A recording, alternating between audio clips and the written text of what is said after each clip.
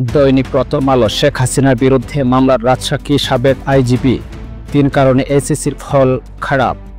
নির্বাচন কবে নির্ভর করছে ঐক্যমত প্রতিবেদনের ওপর। দৈনিক বাংলাদেশ প্রতিদিন হাসিনাকে দিয়ে বিচার শুরু, এগোচ্ছে ভোট প্রস্তুতি ও সংলাপ। সন্ত্রাসীদের রক্ষক যখন স্বরাষ্ট্রমন্ত্রী, রেকর্ড 32% ফেল, এসএসসির ফল প্রকাশ।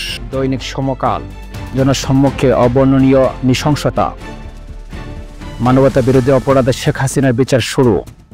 গণিতে ভরাডুবির ধাক্কা, সার্বিক ফলে $200 কোটি পণ্যের দর কমাতে ক্রেতাদের চাপ। দৈনিক কালের কণ্ঠ ভোটের ট্রেনে ওঠার তোড়জোড়, হাসিনার বিচার শুরু, দোষ স্বীকার মামুনের, হতে চান রাজসাক্ষী। প্রথম আলো সম্পাদকের বিরুদ্ধে মামলা।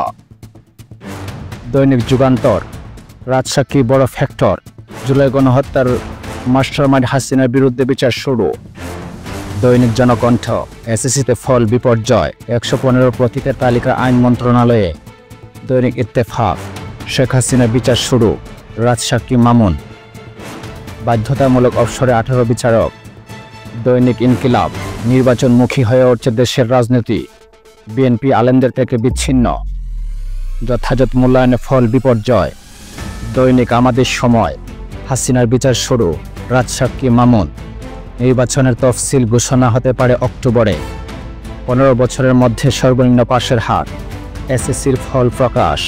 দৈনিক নয়া দিগন্ত পাশের হারে ভাটা, কমেছে জিপিএ 5। জুলাই গণ অভ্যুত্থানের সাংবিধানিক স্বীকৃতির ইঙ্গিত বিএনপির। দৈনিক আলোকিত বাংলাদেশ হাসিনার বিচার শুরু, টানা 10 বছর এগিয়ে ছাত্রীরা, এসএসসির ফল প্রকাশ। দৈনিক কালবেলা পূর্ণরোগে নতুন ভয়, শাপলার জন্য লড়াই চালিয়ে যাবে এনসিপি, হাসিনার বিরুদ্ধে রাজশাহীর সাবেক আইজিপি মামুন।